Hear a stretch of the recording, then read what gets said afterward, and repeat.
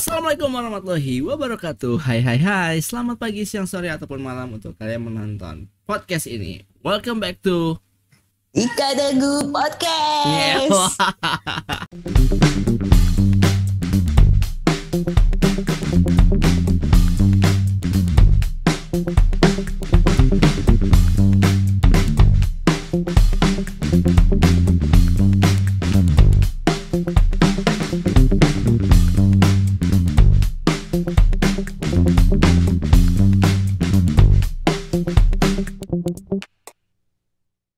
Oke, aduh nih bener-bener kedua kalinya gue podcast ini sangat grogi gitu ya. Karena pertama kemarin ada dosen gue itu Pak Koko. Dan sebenarnya juga ini adalah guru gue gitu, yang pertama kali mengajarkan gue sinematografi gitu.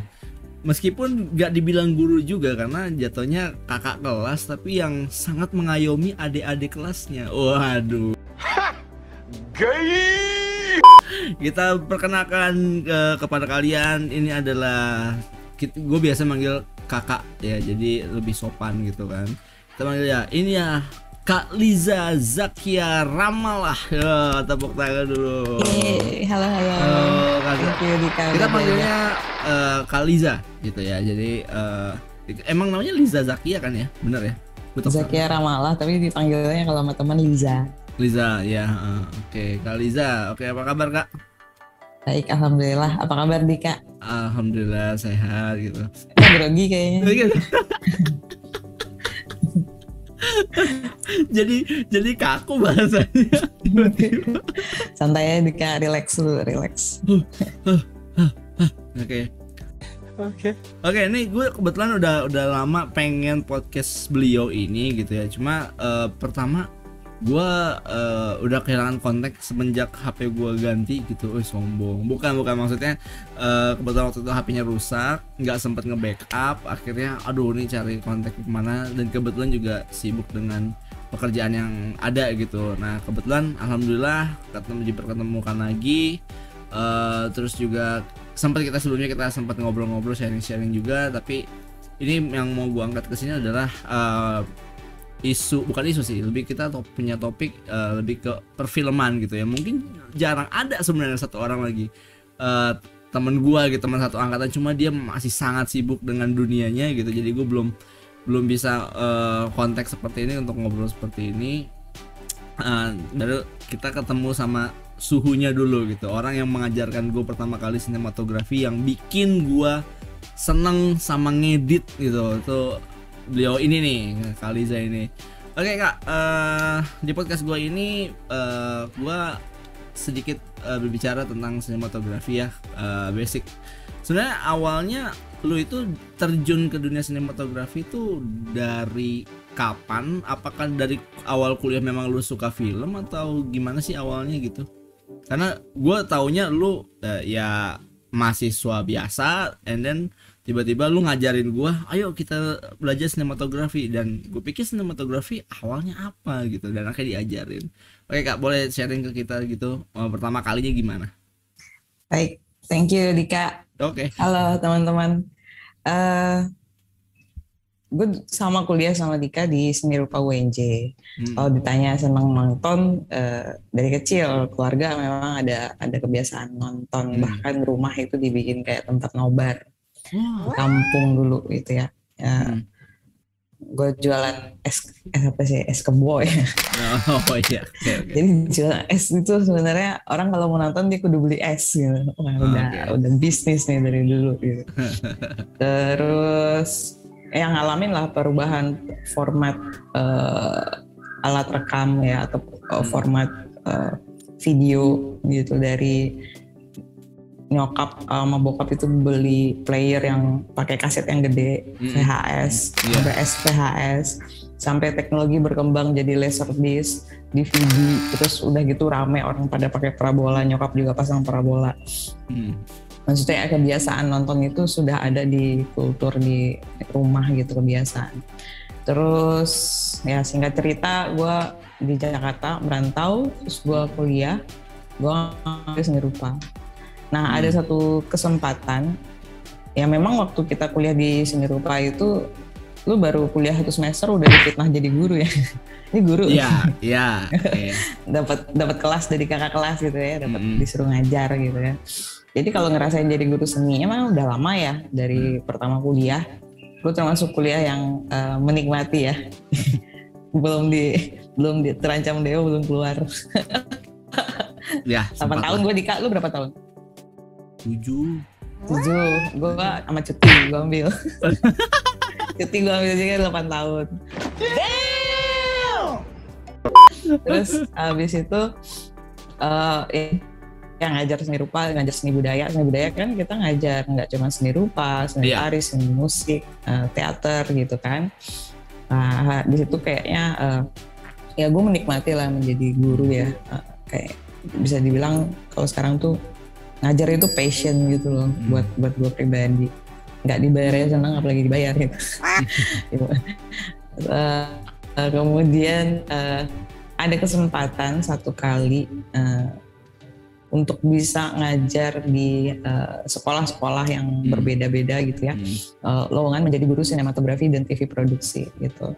Nah waktu itu gue juga berpikir jadi guru seni kayaknya nggak ada tantangan baru ya saat itu ya rasanya ya. Karena kan dari kita baru kuliah aja sampai gue 8 tahun kuliah gue udah ngajar terus gitu kan.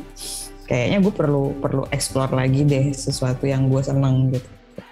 Terus gue coba ngelamar di salah satu outsource buat sekolah lah gitu. Jadi zamannya itu masih bisa sekolah untuk outsourcing guru gitu ya. Guru sinematografi dan TV produksi. Terus gue ngelamar dan diterima. Udah diterima baru gue di sekolah yang terakhir gue ngajar, Pak saya mau mengundurkan diri. Mastiin dulu diterima. Oke. Gue mundur dari guru seni budaya. Gue jadi guru sinematografi. Kemudian di sana kita ketemu ada beberapa temen ya. Ada Jenggot juga, ada Gun, kemudian ada Putri.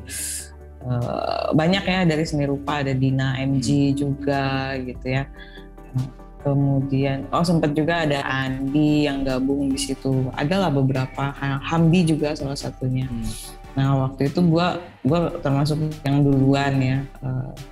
Kayak ada seni rupa juga yang bilang gue lupa.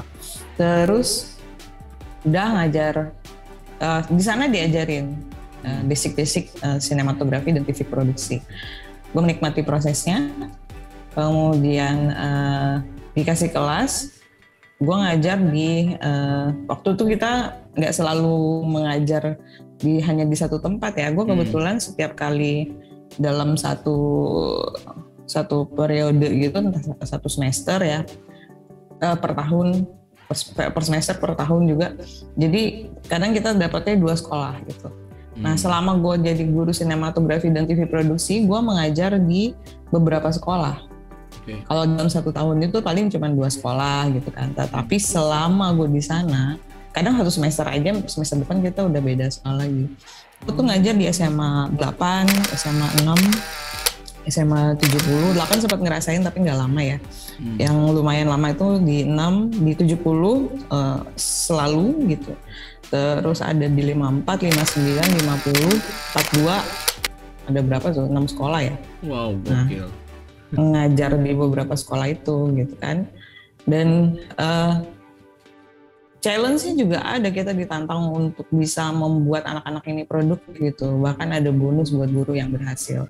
Kalau ditanya penghasilannya dibanding jadi guru seni budaya di sekolah ya jauh. Situ lumayan banget gitu ya. Lumayan banget dapetnya. Soalnya gue bisa nabung buat S2. Gue ngajar di situ, gue bisa nabung buat S2 dan gue ngajar bonusnya dong. Jadi the best teacher. Jadi setiap kelas yang gue ajarin, gue memang memotivasi anak-anak untuk bisa menyelesaikan produksinya. Jadi waktu itu satu kelas itu 3 video klip misalnya.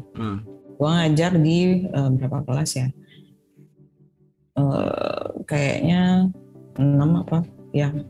Jadi 3 kali 6. Oke. Sorry gue potong. 18. Banyak banget duit dapet ya kan. Oke, sorry gue potong. Tadi untuk mengejar guru prestasinya itu dengan apa penilaiannya? Gitu loh. Maksud gue kalau di sana sih punya kriterianya ya produksi ya, outputnya. Jadi luaran belajar itu adalah proyeknya jadi. Kita ini kan guru-guru guru seni ini kan guru-guru berbasis bukti ya hasil pembelajarannya. Jadi kalau lu bisa ngajar akan dilihat dari karya murid tuh gitu. Siswa lu gitu kan. Dan gua betul-betul mengejar posisi itu waktu itu. Gua pengen kepengen bisa sampai ke sana gitu. Kemudian ya mengajarkannya juga jadi tantangan gitu kan. Dalam proses produksinya juga jadi tantangan. Dan waktu itu juga kita bisa bantu edit dan akan sangat baik sekali kalau murid yang edit sendiri. Kebetulan waktu itu materi editingnya belum ada, jadi memang belajar produksi dulu, belum sampai post produksi gitu kan. Tapi ada beberapa murid, terutama di SMA 6 sama 70, mereka ngedit sendiri, karena mereka punya stylenya sendiri lah gitu. Nah itu gua appreciate banget, dan belajar disiplin untuk bisa kelar produksi, kelar editing kayak gitu kan. Udah. Aturan berubah juga ya waktu itu ya. Gue juga ngerasa udah cukup uang tabungan gue, terus gue udah dapat the best teacher. Terus gue ngelamar S2 gitu ya, lanjut aplikasi. Gue pikiran gue pengen jadi dosen gitu kan. Gue juga rasa waktu itu udah cukup nih di sini belajarnya. Jadi gue konteksnya di situ selain nyari duit ya gue mau belajar gitu kan. Gue lanjut S2 di IKJ ambil jurusan media enterprise ya, wirausaha kreatif media enterprise.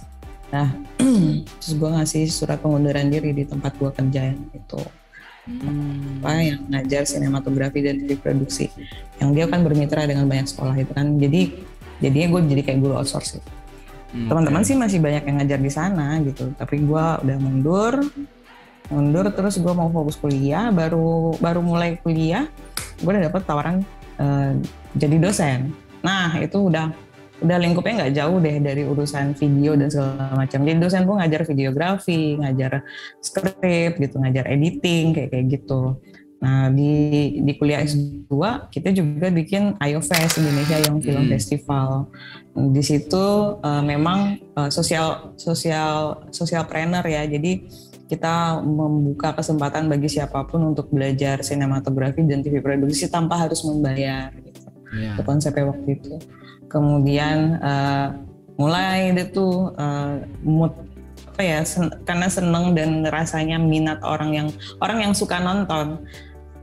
Kalau diajak cara bikinnya gitu, beberapa tuh tertarik sekali, termasuk ya lu yang gue ajakin waktu itu kan, bikin yuk, saya gue ajarin gitu, nggak usah bayar gitu, gratis gitu ya. Nah itu sebenarnya terusan dari S2 gue sebetulnya waktu itu. Jadi memang tapi yang kita target adalah remaja kan, anak muda ya. Jumlah remaja kan sampai saat ini melebihi 1/4 penduduk di Indonesia itu remaja gitu kan. Jadi bagus sekali kalau kita memberikan ruang mereka untuk bisa berkreativitas tanpa merasa biaya itu hal yang memberatkan atau menghambat gitu. Nah, IO Fest kok bisa sih fasilitasin teman-teman belajar gitu ya? Ya kita bermitra dengan lembaga yang memang butuh anak muda untuk bisa produksi konten yang sejalan ya dengan nilai-nilainya yang kita dorong gitu ya. Jadi waktu awal-awal kita kerjasama dengan ICW, kerjasama dengan Indonesian Corruption Watch ya, sama Wahana Visi Indonesia gitu. Kita sempat kerjasama juga dengan YLBHI gitu kan. Nah itu sebenarnya part dari S2 gua gitu. Membuktikan. Itu sebetulnya project tesis yang kita implementasikan langsung ke masyarakat dan bermitranya serius bermitra. Nah, kalau yang lu sama temen-temen tuh di kampus itu bukan bagian dari program sebetulnya, bukan bagian dari S2. Memang kepengen aja ngajarin adik-adik kelas, lu harus belajar ini bro, lu bikin ini gitu, kita ajarin gitu kan. Gue seneng gitu. Iya. Inilah hasilnya, ternyata lu jadi podcaster, jadi YouTubers. Terus, amin. Sekarang jadi YouTubers yang berhasil tuh. Amin, amin, Deki, amin. siapa tuh kawan-kawan beberapa. Gue malah nggak fokus ke sini ya. Tapi masih bisa lah ngupload. Gitu. Apalagi sekarang jadi dosen home base di Universitas Multimedia Nusantara. Wow. Kalau ngajar ada di beberapa ya. Pertama di LP3I, kemudian mulai ngajar lagi lanjut di UMN, di Universitas Bunda Mulia, di Universitas Bayangkara Jakarta Raya. Gimana lagi ya gue ngajar ya? Banyak, tapi yang gue tetap bertahan hingga sekarang Universitas Multimedia Nusantara. Seneng banget di sana. Kita bertahan di sebuah pekerjaan karena kan kita juga nyaman dengan kulturnya ya. Iya. Betul. Dan nyaman dengan honornya. Asik. Iya. Tidak memungkiri ya, tetap ya, tidak memungkiri ya. Oh iya, karena gue ngajar sekarang tuh karena gue kuliah S2-nya wirausaha kreatif ya di Indonesia kan ya, Media Creative Enterprise. Gue di sana selalu mengajarkan mata kuliah kreatif bisnis. Nah, bagaimana caranya lo yang ada di industri kreatif bisa ya tahapnya dari memulai bisnis hingga lo bisa mengembangkan kayak gitu. Nah, gue ngajar mata kuliah itu kreatif bisnis, kreatif. Ya dari introduction sampai anak-anak bisa bikin prototype kayak gitu. Bisa uji coba di lapangan. Dan lingkupnya luas. Ekonomi kreatif ada 17 subsektor. Salah satunya kita seni rupa. Film, aplikasi, macam-macam ya. Gitu. Oke, wow. Iya, jadi memang gue terakhir ketemu beliau ini memang lagi S2 gitu kan. Dan itu fase waktu Kaliza ini ngajarin gue itu memang kita rame waktu itu ya, angkatan gue tuh rame, sampai adik kelas pun juga ada yang adik kelas gue gitu yang ikut sama Kaliza ini untuk kita pertama untuk proses syuting seperti apa, pengambilan gambar seperti apa, angle bagaimana, ini harus gimana gitu kan. Itu semua tahap-tahapnya ada, dan bahkan sampai 10-12 orang waktu itu kalau nggak salah, seinget gue gitu, karena rame banget. And then endingnya jadi cuma 2-3 orang gitu yang akhirnya cuma berjalan serius gitu ya. Ya itu memang proses inilah seleksi alam lah gitu ya. Karena gue juga waktu itu awal juga iseng-iseng, ikutlah iseng-iseng. Kok didalamin kok seru ya gitu. Memang akhirnya gue juga ngerasa wah oke nih, gue mungkin ini passion gue, dan akhirnya ya itu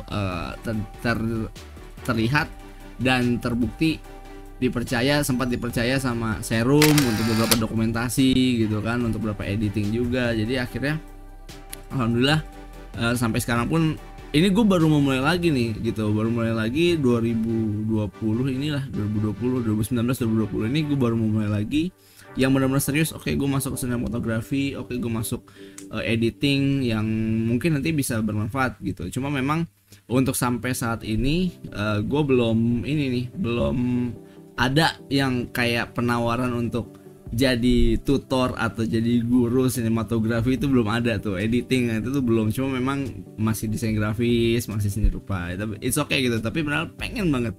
Nah, tadi bicara soal mengajar gitu ya. Nah, ya esensi apa sih sebenarnya yang lu dapetin, atau manfaat apa yang bikin lu jadi kayak gue seneng banget ngajar nih, gue pengen banget untuk gini-gini. Itu sebenarnya apa sih, Kak? Jadi Kak, ngajar itu ya tempat dimana surga bisa diciptakan, itu kata fix. Ini gue mau ngutip lagi. Ya memang surga ada juga di bawah telapak kaki ibu, tapi ada sebuah konsep yang gue baca. Oh iya betul, gue bisa merasakan itu waktu ngajar sinematografi. Lo bayangin kalau lo ketemu guru matematika, lo bisa ngumpet. Iya. Yeah. Tapi kalau guru sinematografi Kasasya, wah gila. Prosesnya itu sangat menyenangkan ya. Dan seperti tempat anak-anak buat bisa rileks gitu. Walaupun sekarang gue nggak ngajar mata kuliah craft dalam artian produksi film gitu. Gue lebih ke bisnis dan teori sama praktek atau case studies gitu ya. Tapi background ini itu sangat menarik. Nah, terkait mengajar, gimana gue ngerasain bahagianya? Balik lagi ke yang tadi di awal kita sempat bahas adalah passion. Kalau ditanya passion, sesuatu kan aktivitas yang membuat lo bergairah ya, lo seneng gitu. Nyiksa lo tapi lo terus seneng. Habis waktu lo kerjain terus gitu. Passion gue menyadari bukan hal yang mungkin ya, tapi gue sadar dari dulu gue adalah pengajar. Itu pertama, gue seneng ngelakuin itu. Tersiksa jauh pun kita samperin gitu kan. Iya. Terus ketemu teman-teman, ketemu untuk gue ngajar semua dari TK gue udah pernah ngajar, SD, SMP, SMA sudah pernah, sampai sekarang bertahan lama di ngajar mahasiswa ya, jadi dosen.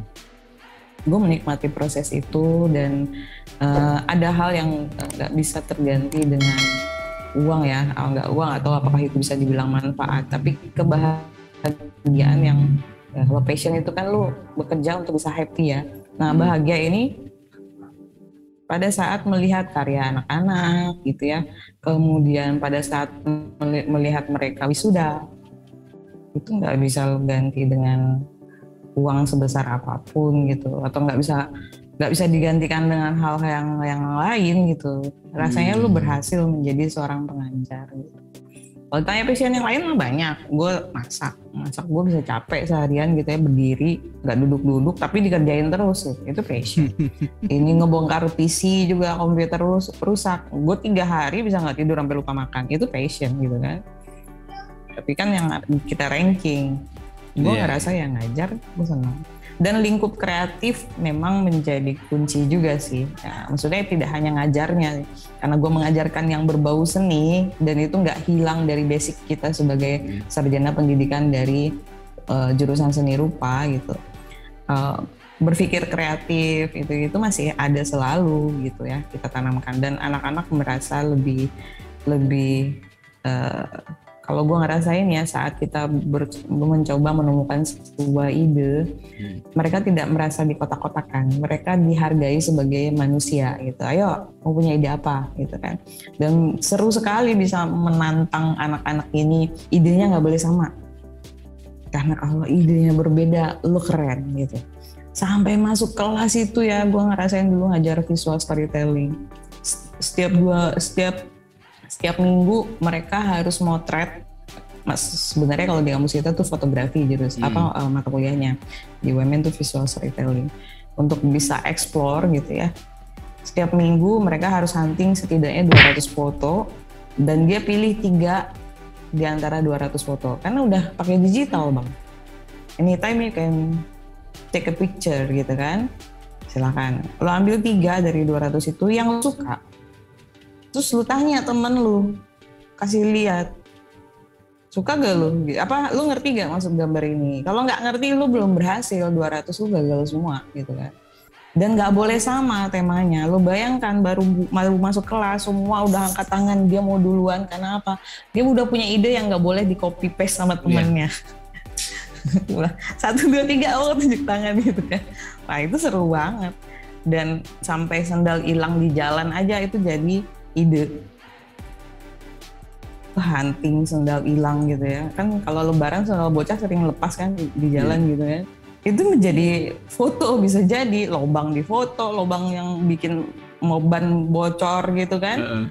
Atau kapan siapa yang buang sampah di kolong jembatan, ada yang standby mahasiswa di situ nungguin kapan sampah dibuang. Lo bayangkan sampai mereka, karena kan setiap minggu lo explore. Kalau lo belum puas dengan ide yang kemarin, lo cari ide yang baru kayak gitu. Wah itu seru sekali gitu. Sampai sepatu bermerek ada di kubangan sampah gitu. Mereka coba, ya bebas aja gitu. Kalau gambar lo bisa menceritakan sesuatu, mangga coba dieksplor. Sampai ada satu titik di Pondok Indah, dia foto per 3 jam. Damn! Di titik yang sama. Bercerita gambarnya, hunting romansa lansia di gerbong-gerbong kereta Oh my god. Masih ada kan, lu juga merhatiin langsung. Kalau gue naik KRL memang gue ngeliat nenek-nenek kakek-kakek masih pegangan lo, gandengan tangan. Lo bayangkan kalau itu bisa diambil gambarnya. Itu visual storytelling gitu loh. Lu bisa menceritakan kisah yang luar biasa lewat satu gambar. Nah, gampang. Lu bikin film, lu punya banyak frame bro. Tapi saat lu mencoba ngambil satu gambar mewakilkan sebuah cerita, ternyata nggak gampang. Yeah. Kan satu frame. Iya. Betul ya. Jadi kalau ditanya sulit jadi fotografer, ya memang sulit. Kalau video, lu bisa punya banyak frame. Editor kan masih tahu lah. Iya. Frame by frame. Nah itu seru banget. Nah itu gue menikmati prosesnya. Dan sebagai pengajar itu jadi energi positif buat kita. Tertantang terus untuk mengkoreksi yang kemarin gue ajarin salah di mana, gue perbaiki, next gue akan seperti ini. Dan serunya kalau jadi dosen ya, gue ngerasain ngebedain sih jadi guru dan jadi dosen. Pada saat gue jadi dosen, gue bisa mengeksplor, gue bisa mengelaborasi gitu kan. Dan sumber rujukan ilmiah yang kita bisa gunakan itu sudah sangat bisa banyak gitu ya, nggak terpaku pada rujukan-rujukan yang mungkin tidak update atau tidak berkembang sebetulnya gitu. Nah itu gue merasakan sekarang menyenangkan, makin menyenangkan rasanya mengajar karena melihat luarannya juga, karena belajar berbasis bukti ya, itu kan kebahagiaan. Lu bisa ngajar, lu lihat aja proyek siswa lu. Iya. Proyek murid lu jelek, lu nggak bisa sebenarnya ngajar, berhenti aja jadi guru.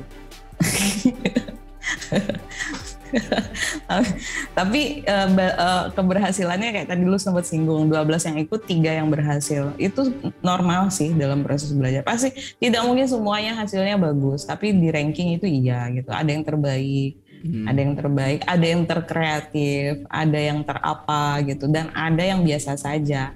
Cuman gue bisa memahami dulu tuh, ini sedikit nih ada cerita. Waktu mata kuliah yang sama visual storytelling, gue inget banget. Karena ini mata kuliah yang craftnya, yang seni. Ada satu siswa di project pun hasilnya, aduh ini apa gue nggak bisa ngajar apa emang anaknya gitu ya. Gitu kan. Sempat putus asa gitu ya. Dan UTS-nya pun ini juga kagak diisi, cuma ngisi 2 kata gitu kan.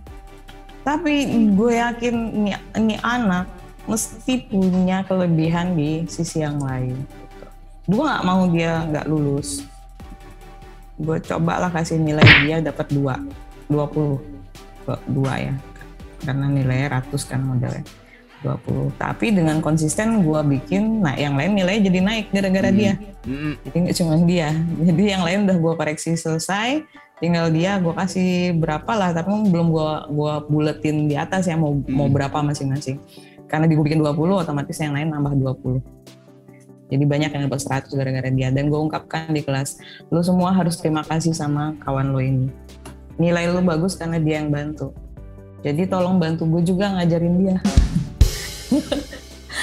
Itu 2016, sekarang 2021. Yang bersangkutan jadi penulis skenario.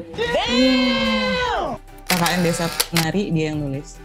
Jadi apa yang gue percaya saat itu, namanya Gerald Mamahit. Ya memang gitu, anak-anak ini bisa jadi dia unggul di hal yang lain. Kita harus berpikiran terbuka juga saat kita menjadi pengajar gitu ya. Kalau dia mungkin nggak bisa unggul di mata pelajaran kita atau di mata kuliah kita, coba kita yakini mungkin dia mampu di hal yang lain gitu. Dan terbukti kok sekarang. Dia kalau bercerita sangat detail, nggak sedetail gue bisa menceritakan apa yang gue ingat. Dia detail sekali dari ekspresi, oh dia memang penulis skenario. Katanya di sebenarnya dia yang nulis. Lu coba search itu yang nulis ya mahasiswa gue yang bikin nilai temannya satu kelas jadi bagus, banyak yang dapat. Harusnya dapat 80, temannya jadi 100 gara-gara dia, karena dia gue kasih 20. Upah nulis. Ya itu latihan harian ya. Latihan harian apa UTS sih sebenarnya? Kayak UTS, lupa gue. Ya nggak sedetail dia lah, dia penulis skenario. Tapi gue cuma ngingetin aja di kelas, bantu gue ajarin temen lu gitu ya. Akhirnya kita membuat mereka jadi solid. Gue menikmati di kampus yang gedungnya futuristik itu. Enggak sih. Nikmati prosesnya. Mereka juga lebih terbuka untuk perbedaan ya.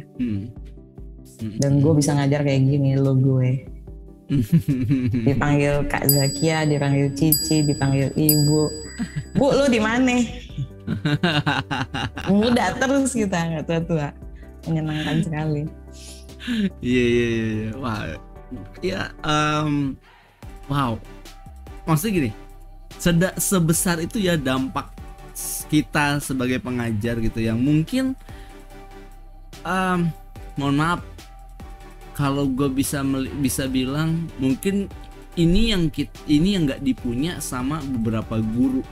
Sorry, gue tidak menyebutkan nama, gue tidak menyebutkan instansi, tapi yang gue paham adalah masih ada dan masih banyak juga guru yang menilai bahwa seorang siswa itu berhasil itu dengan nilai terbaik gitu. Ini yang masih banyak ada di sekitar kita gitu. Nah, gue sendiri pengen yang namanya untuk mengajar seni rupa total gitu ya. Tapi memang gue balik lagi sebagai pengajar seni budaya yang dimana itu adalah kelas umum, bukan kelas khusus anak-anak yang mampu mengikuti semua pelajaran seni rupa gitu atau seni budaya, sehingga ada 1-2 yang bisa berhasil, yaitu menurut gue itu sebuah keberhasilan dia, bukan keberhasilan gue itu hanya merasa kalau yang gue sampaikan itu ternyata works, ya udah berarti dia yang bisa mencerna tuh dia doang, tapi yang lain mungkin tidak. Kalau gue selalu merasa ya jatuhnya kayak merendah diri lah ya gitu, nggak mau sombong dia bisa gara-gara gue, nggak juga gitu, karena mungkin dia juga ternyata dari balik itu dia punya explore yang luar biasa, dia mencari tahu yang bagaimana. Gue cuma tahu A, dia langsung B, C, D dan seterusnya gitu ya. Jadi balik lagi adalah tidak semua yang seperti kita gitu, pemikiran sama. Gue juga kayak lu juga, yang kita tuh bisa melihat siswa itu baik atau tidaknya, atau dia bisa sukses atau tidaknya, bukan karena hasil nilai gitu. Yang kita lihat ya mungkin ini dia bukan passionnya. Bisa jadi di sini ya. Mungkin sedikit kutipan dari Deddy Corbuzier adalah lebih baik kita ngasih dia les atau bimbingan atau bimbel atau pengajaran tambahan yang dia suka, bukan yang dia nggak bisa gitu. Itu yang gue sekarang tuh tekankan gitu. Makanya mungkin kalau lu dengerin podcast gue, kalau dengar ya, kalau nggak apa-apa. Ya, podcast gue di season 1 itu gue ngebahas sama murid gue ini juga bukan berarti yang bodoh itu yang malas itu bodoh, bukan. Mungkin dia passionnya bukan di seni, mungkin dia bukan di matematika, tapi kenapa orang-orang ini menekankan ya udah lu nggak bisa matematika, gue lesin matematika deh, nggak bisa PPKN, gue lesin PPKN gitu misalnya. Nah, menurut lu yang seperti itu, atau lu sendiri sebagai orang tua gitu ya, lu punya anak, lu akan membebaskan anak lu sendiri atau ya udah lu nggak bisa ini, lu harus belajar ini gitu. Sebagai orang tua nih, buat pembelajaran juga, biar gue juga belajar bagaimana jadi orang tua gitu. Nextnya. Thank you Dika bertanya terkait kalau apa yang dia nggak bisa terus kita ajarkan dia jadi bisa, itu hal yang biasa ya. Dimana-mana semua orang tua pasti kepengen anaknya lebih pintar dari dia, pendidikannya bisa lebih tinggi dari dia. Nah kan keberhasilan orang tua seringkali diukur karena sampai mana lu bisa mendidik anak lu gitu.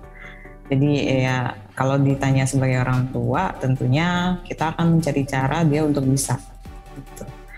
Namun ada hal lain yang kita nggak boleh lupa. Hak anak ini adalah hak untuk berkembang. Nah saat dia bisa berkembang, tentunya kita tanya lagi, kita deteksi lagi dia sukanya apa yang menjadi hal yang membuat dia itu bisa merasa ada goals lah gitu di dirinya dia gitu. Ya, dikasih kesempatan ke sana. Misalnya kalau terkait sekolah ya, anak gue sekarang di SMA 8. Oh. Maunya kan ya kalau lingkungannya sudah baik, biarkan di sana dia berkembang kan gitu. Di sisi lain dia kadang mau trade produk makanan, dapat makanan, dapat makanan dibayar gitu. Dilarang tidak, dia seneng edit biarkan, dia seneng syuting silahkan gitu. Selama dia seneng gitu ya. Yang penting nah ini balik lagi ke dasar tadi ya. Yang mana yang menjadi basic pengetahuan yang dia harus punya, yang mana yang untuk bisa dia berkembang gitu. Itu sebetulnya bukan dipilih salah satu. Semua kan ya kalau dari orang tua ya itu kewajiban kita gitu kan. Tapi kalau dikaitkan tadi dengan mengajar, tantangan baru gue adalah sekarang gue mengajar mata kuliah kreatif bisnis. Di mana lu masuk prodi film, gue ngajar di jurusan film, di program studi film di UMN. Di mana lu menjadi mahasiswa, lu belajar cara memproduksi dong, terkait film. Loh kok ada mata kuliah kewirausahaan gitu, Indonesia kewirausahaan, kreatif bisnis. Adalah selentingan, lu ngapain belajar bisnis orang lu kuliah film gitu kan. Buat gue, anak ini sampaikan ke gue, Kak tadi ada dosen gini bilang gini. Nah itu lu berarti ditantang untuk berpikir kritis gitu kan. Faktanya ribuan yang diluluskan setiap tahun, dimanapun prodi film ada, kita hitung ribuan dong. UMN mahasiswa aktifnya 4.000 lebih.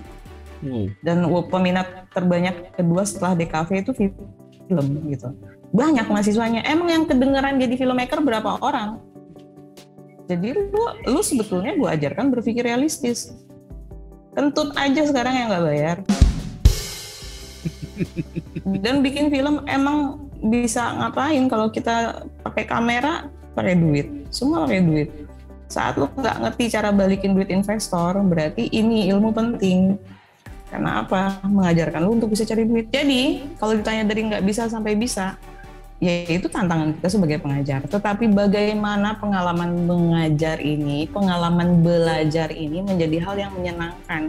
Karena yang kita bangkitkan adalah kebutuhan. Yang kita bangkitkan adalah kesadaran mereka. Betul. Gitu loh. Sehingga mereka memang jadi termotivasi, tidak direct ya, dalam artian ini harus dua arah modelnya. Mereka berani ngomong kok, curhat. Kita jadi pendengar. Nah dari situ coba kita tanya lagi ke mereka, kira-kira menurut lu problem ini bisa diatasi dengan masalah apa, dengan solusi seperti apa gitu kan. Kita hargai mereka orang yang mampu berpikir, ternyata banyak ide yang muncul gitu. Nah kalau dari sisi dosen, gua itu sekarang ini seneng banget mengajar gitu ya. Pengalaman mengajar ini dan pengalaman belajar ini jadi jauh lebih menyenangkan. Karena pandemi kita seringkali sekarang menggunakan metodenya flip learning, diputar. Flip learning, pembelajaran kooperatif, pembelajaran kolaboratif gitu ya. Kita sebagai dosen jadi fasilitator, meluruskan. Jadi materi udah duluan, bahan-bahan belajar udah duluan dikasih gitu ya, mereka udah belajar. Dan di kelas itu berlaku yang namanya belajar sebaya. Mereka punya cara sendiri untuk menceritakan ke temannya. Jadi ada kelompok yang memimpin kelas itu jadi forum gitu ya. Mereka memimpin kelas, mereka kemas dengan games, mereka kemas dengan slide-nya juga nggak slide standar. Ya bosen lah kalau dosen lu mungkin slide-nya gitu-gitu doang gitu ya. Mereka punya cara sendiri untuk nampilin cerita gitu ya. Dan memang gue dorong mereka, lu cerita aja. Nanti kalau salah gue yang benerin di akhir. Cerita aja apa yang kita pelajari tadi malam. Cuman lebih ekstra memang saat sekarang mengajar. Kan tantangannya dari bisa tidak bisa itu sebetulnya. Iya. Jadi besok karena dia yang mimpin kelas bukan. Jadi ada dalam satu semester ada beberapa pertemuan. Gue sebagai dosen itu ada beberapa materi gue yang jadi pemimpin diskusi. Ada yang lain mahasiswa yang mimpin gitu ya. Mahasiswa tapi kelompoknya. Nah itu PR-nya malam dikumpulin dulu anak-anaknya, kita lewat Zoom gini, coba besok lu apaan yang lu share, kita slide kayak gini Kak, atau kita nampilin ini, kita ada games ini, kita mau kasih reward boleh nggak? Boleh, bebas, atur aja, itu forum punya lo gitu kan. Kak kita mau konfirmasi dulu nih, ini benar nggak? benar gitu. Yang ini, itu lu perbaiki. Ngajarnya lebih banyak waktunya. Kalau lu di kelas ngajarnya ya dibayarnya itu, ya ini part yang nggak dibayarnya. Terkesannya kayak dosen gabut ya, tapi tidak. Kita mengajarkan kelompok kecil dulu di awal gitu. Terus besokannya gue tanya pas di kelas, kita prepare dulu 15 menit, nanti gue jadi pengamat apa gue mesti mainin peran gitu kan. Ada bilang, lu pura-pura jadi mahasiswa kak gitu. Oh siap, nanti gue ikut nanya kan gitu. Atau lu observasi aja, siap. Gue menghargai mereka punya rencana, punya ide. Karena goalnya adalah teman-teman satu kelas harus paham ini gitu, 3 subtopik ini gitu kan. Nah, coba lu pikirin cara yang menyenangkan seperti apa. Bahan bacaannya kita kasih, slide yang dosen punya kita kasih, nah mereka kemas ulang. Dan itu menyenangkan. Selesai mereka waktunya habis memimpin forum, gue udah punya catatan. Tadi mahasiswa yang aktif gue catet, yang aktif nanya, seru, pokoknya rame banget lah itu kelas. Habis itu yang keluar dari tracknya dibenerin gitu. Nah tadi tuh penjelasan ini tuh ada yang kurang, abang-abang, ibu-ibu gitu kan. Yang ini tuh seperti ini harusnya. Nah tinggal mengkonfirmasi yang betul, kemudian tadi yang agak keluar, yang kurang jelas kita perjelas gitu. Dan mereka senang sekali. Dan di akhir tuh gue berlakukan peer review juga. Satu kelas menilai temannya yang tadi jadi pemimpin diskusi gitu. Itu sangat membantu sekali. Jadi penilaiannya jadi objektif ya. Ya artinya balik lagi terjawab kan maksud yang lu tadi dari bisa tidak bisa itu bisa, kita bisa kok membuat orang yang tidak bisa tadinya jadi bisa. Gue mendapat cerita kok dari mahasiswa yang udah pada lulus gitu ya, kak makasih ilmu lu kepake banget, sekarang gue bisa ngerapin bisnis orang tua gue gitu. Iya. Ilmunya penting banget gitu kan, dan kan ngajarin mereka untuk realistis, bisa nyari duit gitu loh. Ya artinya bagaimana kita sebagai pengajar juga mungkin ada metode-metode yang bisa kita sampein tidak secara monoton, atau mungkin lebih pendekatan komunikasinya mungkin ya. Jadi sehingga student learning centernya. Jadi sekarang pembelajarannya terpusat ke siswa harusnya gitu. Makanya dosen atau pengajar manapun sebaiknya memang jadi fasilitator. Gue sendiri menyaksikan kok Dika, tantangannya di gue langsung berasa. Anak gue sama mahasiswa gue cuma beda 2-3 tahun gitu. Lo bisa ya belajar sambil rebahan. Terus gue lihat monitornya, lu kucing sambil nonton Korea gitu. Itu gue lagi jelasin, denger kok katanya. Mati ini gitu kan. Tetap aja, gue keluar mungkin dibuka lagi. Dan bukannya nggak mungkin itu dilakukan oleh mahasiswa. Kadang yang pakai kacamata kan ketahuan monitornya dia buka 2 layarnya. Iya. Nah, lu sambil nonton ya kelas gue gitu kan. Nah, ini nggak bisa kita menghukum terus anak-anak ini, tidak bisa. Tetapi kita bertanya ke mereka, lu maunya belajar kayak gimana? Goalnya ini nih, gitu kan.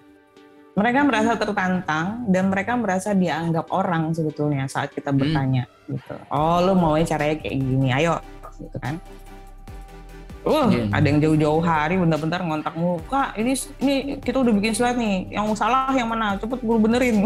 Gue buru-buru benerin, ya siap bang, bentar gue periksa dulu, oh ini kita zoom dulu yuk, bentar yuk gitu kan.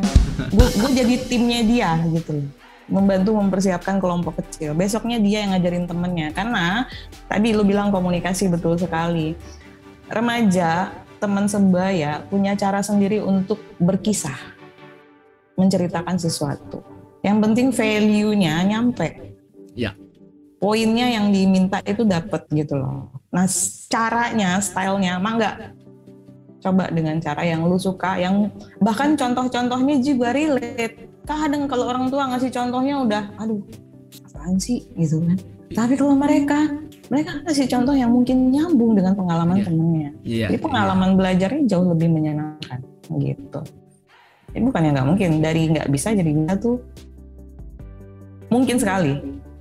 Yang penting lu berpikir metodenya bagaimana, pendekatannya seperti apa, teknik berkomunikasi 2 arahnya jalan apa enggak. Model lama kan satu arah, instruksi. Gue nggak pakai, gue komunikasi partisipatif.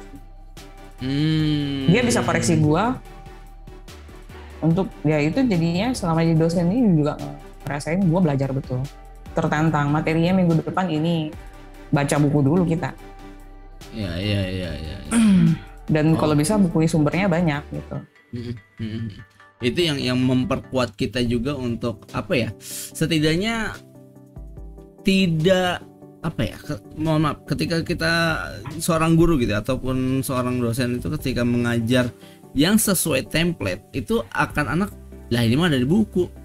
Ngerti gak maksud gue? Maksudnya jadi ketika yang disampaikan itu berbeda penyampaiannya, tidak kontekstual secara ininya ya, secara tekstualnya lah ini kata-kata di buku banget nih gitu loh. Ngerti gak maksud gue? Gue kalau gue pribadi kalau ngajar itu gue misalkan materinya tentang stensil misalnya, tapi gue akan relatekan sama kejadian-kejadian misalnya di apa namanya anak-anak SR ya, entah kejadian lagi miloknya itu ada kejadian apa, nempelnya kah, kertasnya apa itu kan tidak ada di buku ibaratnya gitu. Nah itu gue akan explore gitu ya. Jadi kalau kamu nanti nyemprot nggak boleh kayak gini, jadi ada gini. Jadi mereka oh gini apa ya, sehingga yang mereka dapatkan bukan secara yang di buku doang, tapi mereka melihat atau digambarkan ini loh kalau bikin seperti ini bagusnya begini, bisanya seperti ini gitu kalau gua gitu kan. Oke, masuk ke topik sinematografi tadi. Karya pertama apa Kak? Yang pertama yang lu bikin yang itu masih terkenang gitu, karya pertama dan karya yang menurut lu wah ini karya gue banget nih gitu. Lu sebenarnya lebih ke temanya apa sih untuk membuat sebuah produk sinematografi itu? Sebagai produser kayaknya lu juga pernah terlibat ya, si Palang. Oh. Nah, inspirasi juga buat kawan kita yang udah jadi YouTubers yang kaya tuh, Bang Deki. Ya, Bang Deki. Kontennya. Dia sekarang jadi YouTubers yang kontennya sangat niche ya, kereta gitu. Itu juga kan lo jadi tim produksi kan? Iya. Ya, itu tayang di Oke Video ya waktu itu ya. Itu hasil workshopnya, gue ikut workshopnya dan gue jadi produser. Sutradaranya ada Ai, ada sebagai kamera person ya. Itu luar biasa sih maksudnya sebagai produser. Ada juga yang lain, Agus Kopi ya, yang video yang kita bikin. Iya. Bagus.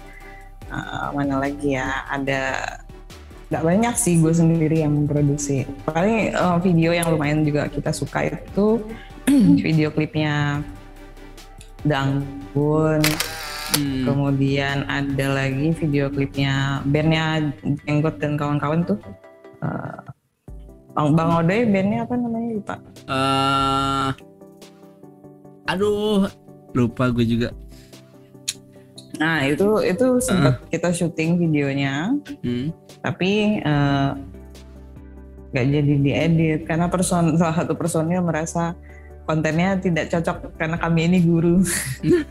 Ya sudah, belakangan sempat ditanya-tanya bahan mentahnya ya, karena kita kerjanya sering banget video ya, kita selalu, gue tuh punya harddisk sampai 10 biji loh.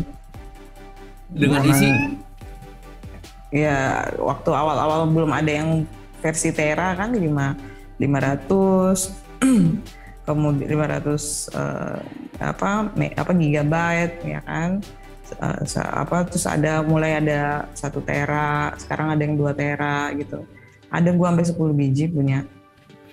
Nah tapi gara-gara kerja video, karena saking banyaknya kerja video, gua kan juga selain ngajar, gue sempat jadi videografer di asosiasi penyelenggara jasa internet Indonesia. Jadi video-video mentah ini tersimpan kan di harddisk buat kita bakal ngedit gitu. Di Pandi gue juga sempat jadi videografer gitu. Siapa yang gue ajak ya di Pandi, kalau mau syuting ada Jin gue ajak, ada Bocor ya, Bocor sering juga gue ajak gitu. Karena banyak kerja video jadi harddisk jadi banyak. Tapi kalau ditanya karya yang berkesan, pertama kali gue sebagai produser yaitu si Palang itu sih, karena viewersnya juga banyak ya. Penonton kereta ini kayak penonton militan gitu loh. Mereka suka. Gue juga nggak nyangka, wah ini view-nya banyak sekali gitu kan. Nggak berasa subscriber nambah sendiri gitu. Kayak gitu. Padahal cuma neng.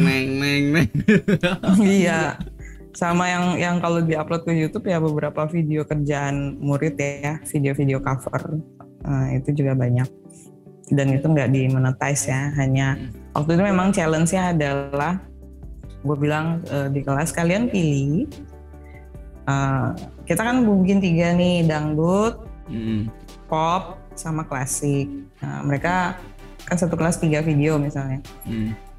Mereka gambar tuh, yang menang boleh pilih yang mana gitu kan.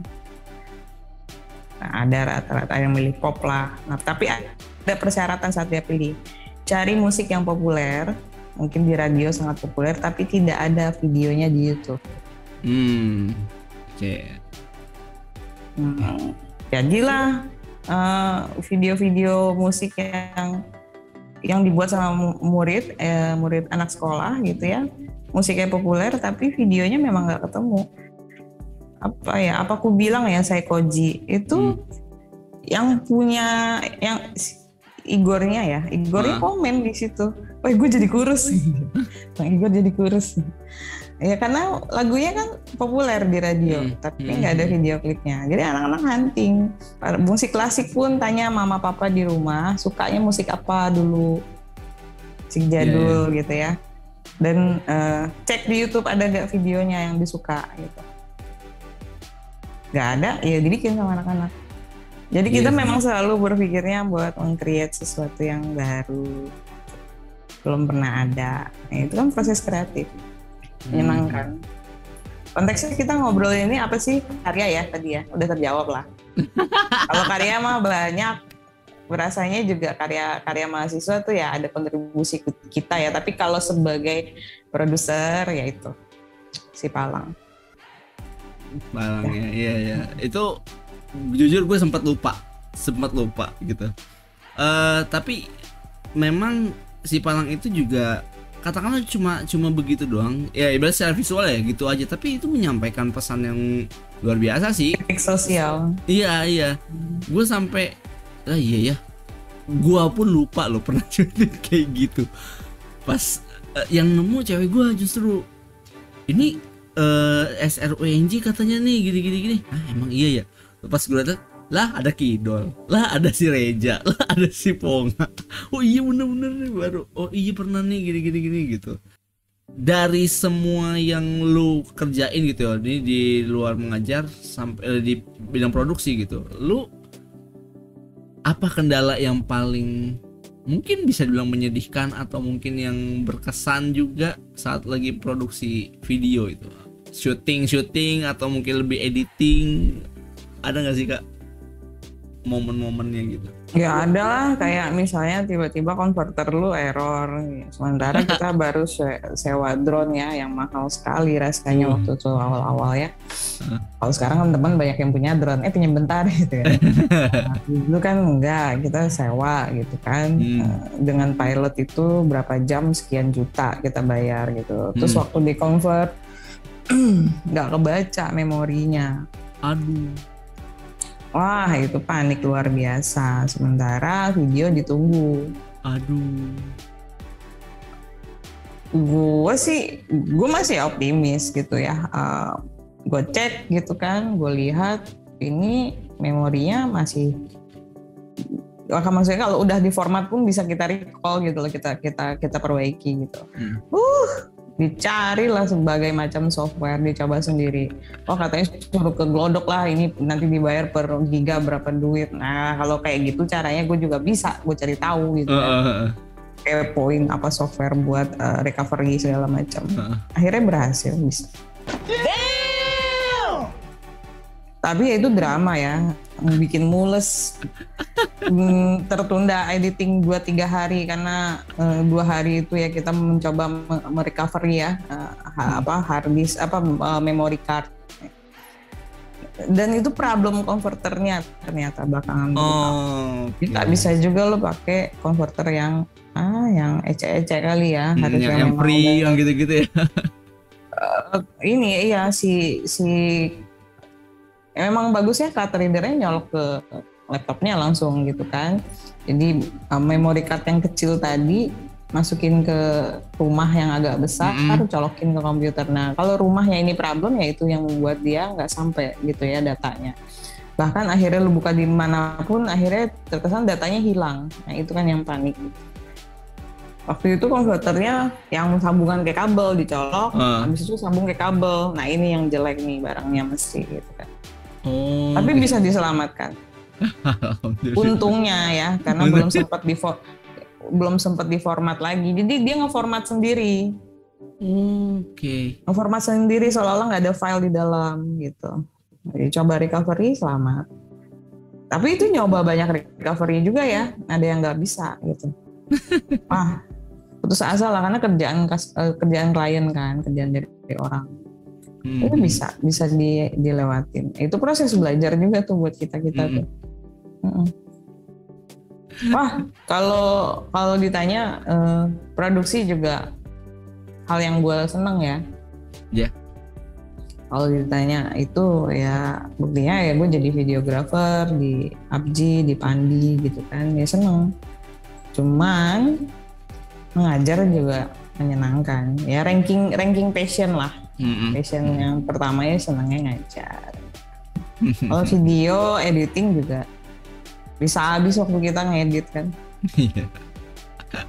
Senang kita lihat lagi, kita perhatiin lagi gitu kan. Tapi beberapa gue anggap sekarang kan not my thing lah, nanti dulu. Biar yang lain aja gitu. Yes. Udah ada bagian masing-masing ya. Bagi kerjaan, jangan semua dimakan sendiri ya kan? Iya benar. Iya nih gue juga kayaknya butuh editor nih. Waduh. Lagi off banget nih gitu. Oke. Apa produksi film. Nah, kita tadi gua sebagai pengajar yang sudah pernah mengajar di SMP, SMA gitu, dan lu udah semuanya lu ajarin gitu. Kita sedikit flashback masalah attitude anak ya, dalam artian gini. Gue merasanya saat kita dulu sekolah gitu, menurut gue kita tuh tipikal orang yang mungkin bisa memahami pelajaran karena gurunya, mohon maaf, galak. Kalau sekarang kita galak, itu tidak menjamin siswa itu menjadi lebih baik gitu untuk masa pendidikannya gitu. Nah, menurut lu faktor apa sih yang membuat siswa tuh jadi seperti itu? Apakah sosial media, ataukah lingkungan, atau mungkin lu punya pendapat sendiri? Atau ya mungkin gue sharing, mungkin lu bisa sharing anak lu aja gitu, mungkin yang ya anak gue begini. Apa sih sebenarnya faktornya yang kalau gue kan sebagai pertanyaannya tentang murid apa guru galak atau senior galak? Wah. Stop it. Get some help. Saya tidak bilang senior galak sepertinya. Gue galak soalnya dulu waktu jadi guru galak aja deh. Ya guru galak sama siswanya gitu. Oh ya, kalau guru galak, gue mungkin gak tahu ya. Kalau mencoba mengingat teman-teman cerita, teman-teman ini berarti udah jadi mahasiswa ya? Iya. Jadi udah jadi teman sekarang, kita nongkrong bareng gitu. Terkesan tegas iya gitu, bisa galak tetapi bisa serius dan santai. Ya, membentuk karakter itu dalam diri kita sebagai pengajar kan juga butuh proses ya. Gue ngerasain banget semenjak gue ngambil S3 komunikasi gitu kan. Ya mengajar itu kalau lu pakai komunikasi instruksional udah nggak zaman sekarang. Lo harus begini, lo harus begitu, tidak gitu kan. Nah kita belajar ini, manfaatnya ini gitu. Jadi ditunjukkan bahwa ini berguna buat lo pelajari gitu. Bukan harus ini, harus itu gitu kan. Terus boleh ditanya gimana pendapat lo gitu kan. Sering bolak-balik, sering diskusi, komunikasi dua arah gitu. Bahkan ternyata kelas jadi nggak cukup waktunya. Akhirnya kita nongkrong di luar masih membahas yang sama gitu kan. Itu kan yang menyenangkan. Terus apalagi Kalau murid sekarang mungkin tidak baik komunikasinya dengan pengajarnya, dengan gurunya, ya karena gurunya mungkin sudah tidak menyenangkan lagi gitu ya. Kunci pertamanya memang kan komunikasi dua arahnya terbangun ya. Kalau misalnya kamu tuh ini gitu, akhirnya anak-anak juga nggak jujur, pura-pura baik, di belakang mah ngebusukin guru ya. Atau kalau ada guru yang bersangkutan lewat, dia ngumpet, males. Kalau kita kan, kalau gue ya, bukannya sombong, gue duduk di mana, tongkrongan itu bisa rame gitu, nongkrong bareng. Disamperin lah ibaratnya gitu ya. Ada namanya teras kopi, gara-gara pandemi udah tutup, kayaknya udah dijual ya.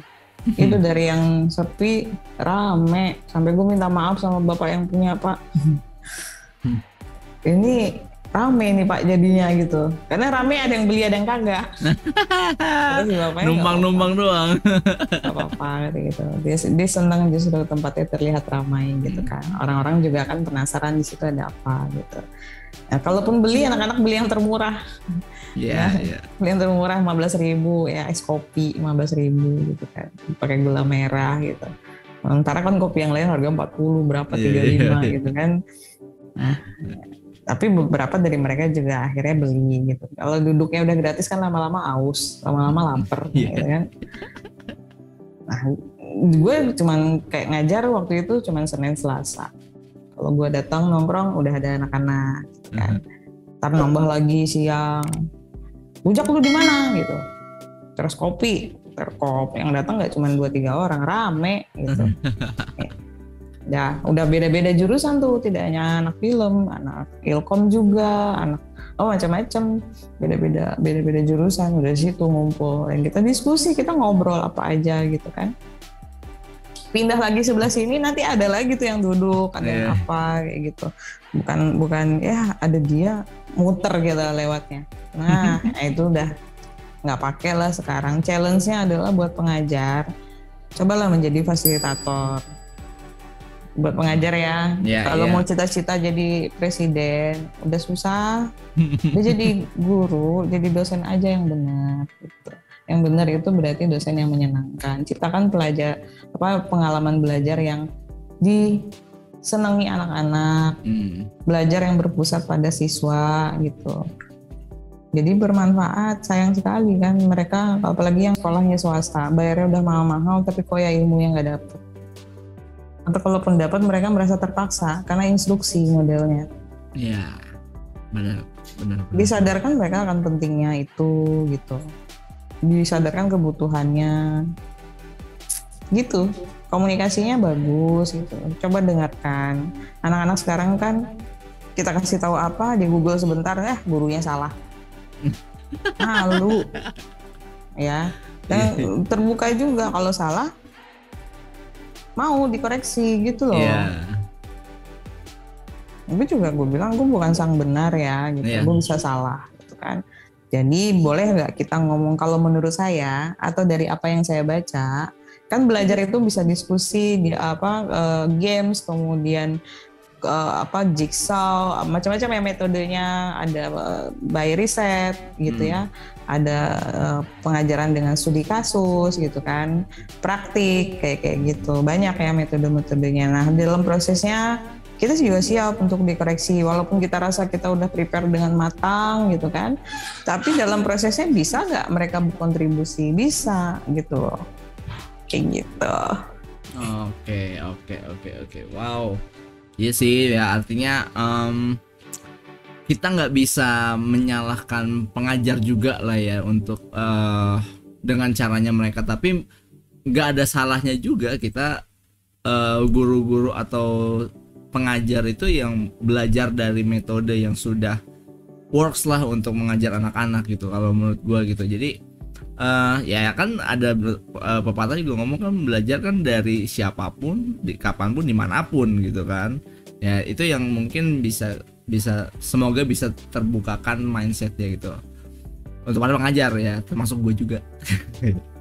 Oke, terakhir nih Kak, untuk masalah mengajar atau situasi sekarang yang mungkin sudah banyak dibicarakan adalah pandemi gitu ya, yang menurut lu pribadi dalam kondisi seperti ini dampak untuk lu ada atau tidak, dan bagaimana siswa atau mahasiswa lu ini atau murid-murid lu ini menyesuaikan dengan pandemi ini gitu, yang dimana mungkin kalau gua ya sebagai pengajar yang biasa ngobrol di depan kelas tiba-tiba langsung virtual itu ya tadi gue bilang gue passion gue kayak gairah gue menurun kayak aduh nggak enak ya mengajar depan virtual kayak gini gitu. Itu ada yang bisa disampaikan? Ada dong. Nice. Kalau gue di awal-awal yang ngerasain ya migrain ya di awal-awal pandemi. Sakit kepala, ini kenapa, mungkin kena radiasi ya, screen segala macam. Wow. Tapi lama-lama akhirnya terbiasa gitu. Dan beruntungnya juga kan gue ngajar di kampus namanya Universitas Multimedia Nusantara. Yeah. Nah, sangat siap sekali untuk pembelajaran model daring ya, dalam jaringan. Dulu sebelumnya juga udah ada disiapkan e-learningnya, ada learning management system yang udah ready gitu kan. LMS-nya udah ada. Kemudian ya sekarang berarti diaktifasi. Siapa sangka ternyata ada pandemi itu jadi sangat pakai gitu kan. Jadi udah siap dengan pembelajaran online sih. Nah, cuman kan balik lagi, kita nih manusia ada beberapa kebutuhan dari diri kita gitu. Sesuatu kita lakukan karena memang itu pekerjaan kita. Tapi ada juga kita butuh sosial. Sosial mungkin bisa terjawab dengan ngobrol online begini, tapi kan manusia juga punya ekspresi dengan sentuhan gitu ya. Nah, udah mulai stres yang menghambat kita ya karena memang harus di rumah kan gitu. Iya. Ada lagi emosional kayak gitu. Ya kalau secara emosional banyak pelariannya sekarang nonton series ya, jadi snack kan sekarang tuh. Sebentar nonton gitu kan, badan jadi tambah melar gitu. Terus sosial akhirnya lebih banyak aktivitas Zoom kayak gitu. Kalau ya belakangan sih karena rata-rata kawan-kawan udah pada divaksin, kita berani ketemuan dengan masih menerapkan ini ya protokol sehat gitu kan. Terus ya kalau sebagai pengajar, kalau lu kan tadi menurun ya motivasi. Kalau gua serius ya, gua merasa tertantang gitu loh. Jadi penerapan flip learning ini dulu pernah gua coba di kelas offline. Nah di tengah kan semester kan pandemi itu Maret ya. Iya. Maret. Dan gua udah nyoba metode flip learning secara offline itu di kelas itu dari awal semester gitu. Kemudian ada pandemi. Muter otak juga gitu. Nah kemarin tuh udah ketemu cara online-nya gitu, dan masih menyenangkan. Udah ketemu kan berarti ada proses di sana. Gimana caranya. Dan percaya deh, habis pandemi ini pun situasi tidak akan sama seperti dulu gitu. Metode hybrid itu bisa jadi berlaku. Atau untuk mata kuliah tertentu atau pelajaran tertentu itu akan ditetapkan secara daring gitu kan. Karena kan belum total penduduk kita 270 juta lebih gitu ya. Ya tentunya mesti nunggu semuanya divaksin ya biar ada kekebalan komunal kan. Sehingga balik ke aktivitas yang orang bisa berinteraksi langsung gitu. Fisik. Ya kalau dari sisi belajar mengajar UMN cukup siap ya kalau menurut gua. Cukup siap dari sistemnya, dan cepat juga berubah dengan menyesuaikan. Kan ada PPKM lah, ada apalah, inilah itu cepat peraturannya berubah. Ini juga sempat memberikan bantuan keringanan pembiayaan kuliah kayak gitu. Dan jarang nyuci celana sama rok sih sebenarnya, karena yang penting perlu atasan aja kan, ya enggak? Dan yang gue sedih sepatu boots gue jarang gue pakai gitu loh. Udah teriak-teriak mereka kan. Ya bisa beli MacBook baru sih ini.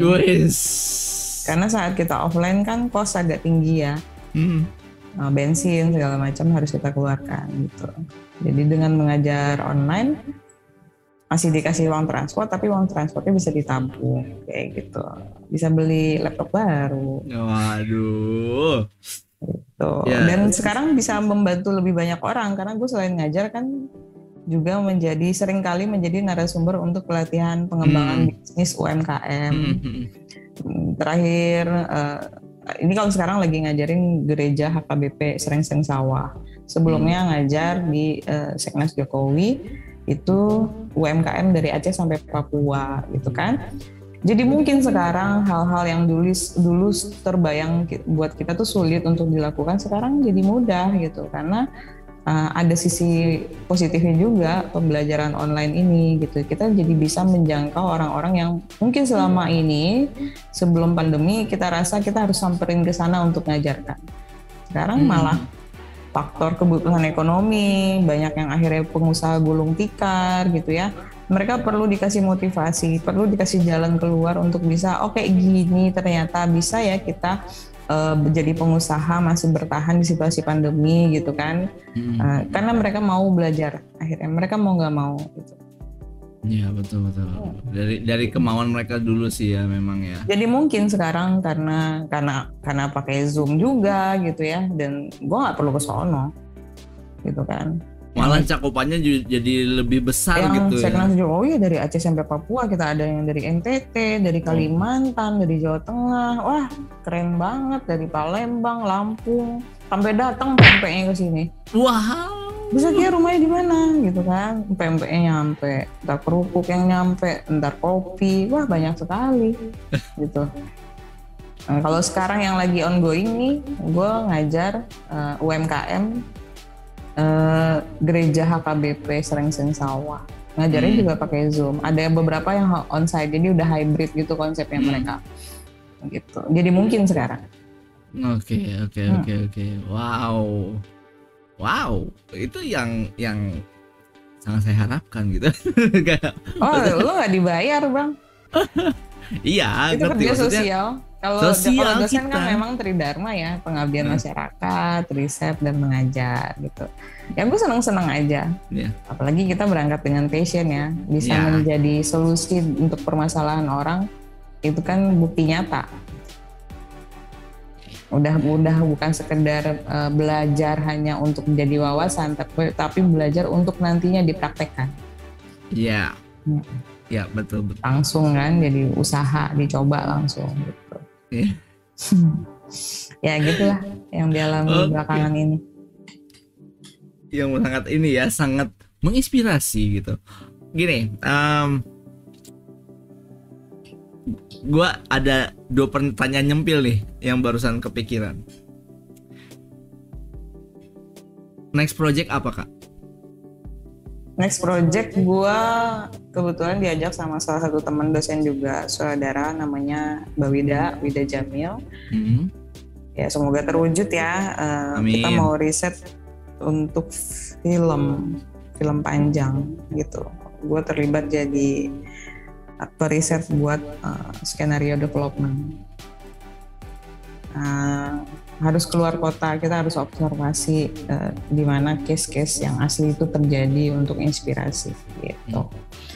Itu apalagi ya yang lain, kemungkinan sekolah kali ya, gue mau lanjut postdoktor kali. Wow. Lagi nyari peluang. Sekolah, teman-teman sekolah kuliah itu nongkrong, nggak usah jadiin beban. Intinya lolos aja di sini. Ya. Apalagi ya, itu doang palingan, mau pindah rumah dari sini. Aku harus keluar dari rumah ini. Oke. Wow. Oke, itu yang pertanyaan nyempil pertama projectnya. Yang kedua, nyempil udah kayak celana nyempil. Aduh, wow. Apaan? Yang kedua, seandainya gue ngajak lu untuk kita project bareng, mau nggak? Mau.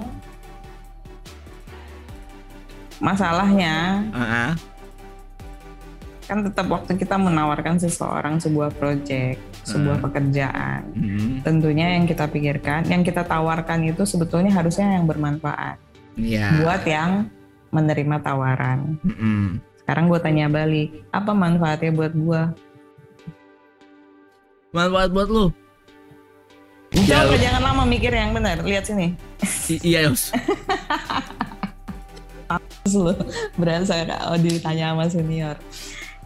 Nih kalau konsep bisnis seperti ini, Dika, kita menjadi pengusaha. Tidak hanya sebagai pengusaha itu konteksnya melakukan sebuah usaha yang nggak melulu berkaitan dengan uang. Ada dua, yang pertama, satu penerima manfaat, kedua manfaat. Ini butuh usaha untuk bisa bertemu keduanya, gitu ya. Nah kalau gue yang disasar, gue di sini sebagai penerima manfaat. Iya. Serius. Atau gue ada bagian dari menciptakan manfaat. Menciptakan manfaat ini berarti gue part of dari sumber daya. Jadilah manfaat. Yang menerima manfaatnya nanti orang lain. Nah gue itu yang mana? Pusing lo jawabnya sekarang. Gila, gue lagi kuliah nih kayaknya dari...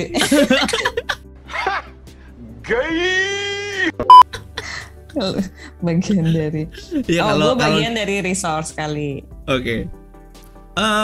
Artinya kalau gue kan ya selama gue mengenal lu, ya lu bisa di bagian, karena gue mau ngajak lu di tadi mungkin sama kayak temen lu, gue pengen kita bikin proyek bareng, film lah gitu ya, nggak usah juga dulu, film pendek dulu lah gitu, yang mungkin gue secara kualitas juga gue masih belum yang seperti apa gitu, tapi gue mau lu ada andil di situ supaya gue juga bisa jadi bikin yang lebih berkualitas gitu. Ya boleh.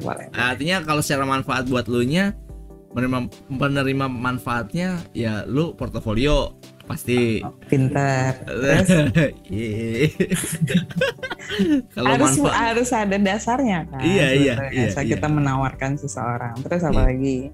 Bener. Kalau manfaatnya kalau di film ini memang gue tujuannya, gue tidak mengejar nilai nominal ini ya, tapi gue pengen orang-orang tahu kalau yang kita bikin ini bisa ada nilai moralnya, nilai pendidikannya, nilai apanya. Emang mau bikin apaan, Dika? Film pendek? Atau pengennya film pendek, tapi jangan bicara di sini dong, spoiler nanti. Oh iya, baik. Nanti kan maksudnya kan gue juga lagi merancang dulu nih, gitu. Siap. Oke.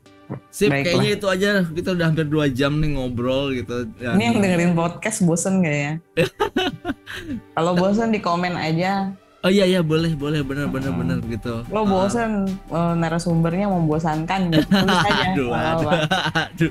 Kita butuh orang yang kritis loh untuk bisa membuat podcast lo lebih keren. Ya amin, bagus. Betul gak pemirsa? Ya jadi gitu aja. Oke, thank you banget Kak Liza, kita udah ngobrol hampir 2 jam dan insya Allah bermanfaat ya. Tapi menurut gue bermanfaat banget sih menurut gue ya.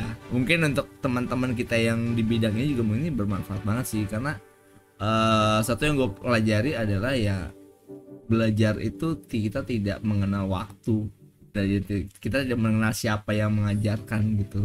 Yang kedua adalah manfaat apa yang kita dapatkan dari pembelajaran, baik itu dari konsep gurunya kah atau mungkin dari konsep siswanya gitu, yang ini bisa bikin gue jadi mindset, oh kayak gini ya ternyata, gue sebagai pengajar harus seperti ini gitu.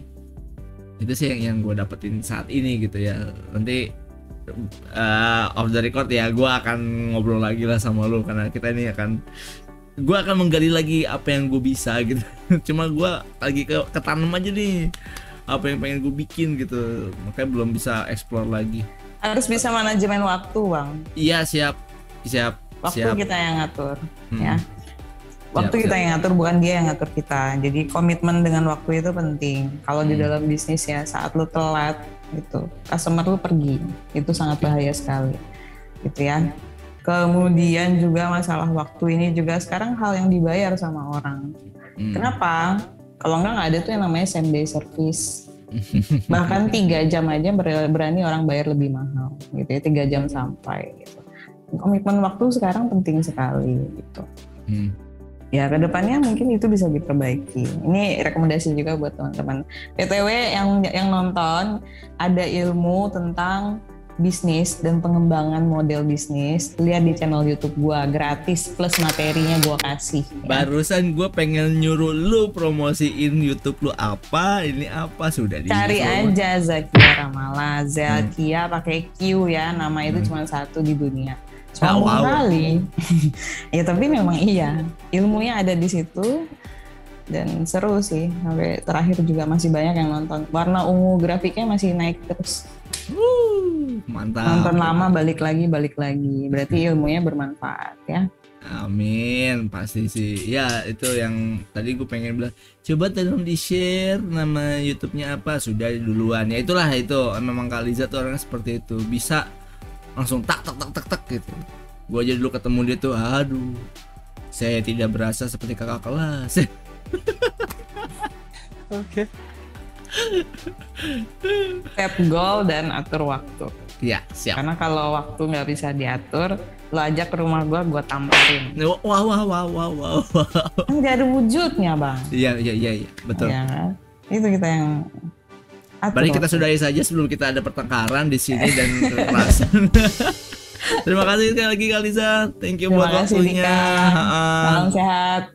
Jangan lupa sehat bikin senyum orang yang lo sayang hari ini. Wow, terima kasih. Kata-katanya sungguh sangat memotivasi. Sehat-sehat ya teman-teman semuanya. Oke, terima kasih. Assalamualaikum warahmatullahi wabarakatuh. Waalaikumsalam warahmatullahi wabarakatuh. Oke, terima kasih buat teman-teman yang sudah nonton podcast ini. Jangan lupa untuk like, share, komen, dan subscribe video yang gue tampilkan di podcast ini, dan jangan lupa untuk selalu nyalakan lonceng notifikasi untuk mendapatkan informasi terbaru dari video yang lainnya. Oke, terima kasih. Stay healthy, always grateful, and be happy. Wassalamualaikum warahmatullahi wabarakatuh. Thank you Kak Liza. Waalaikumsalam. Thank you Dika. Dah.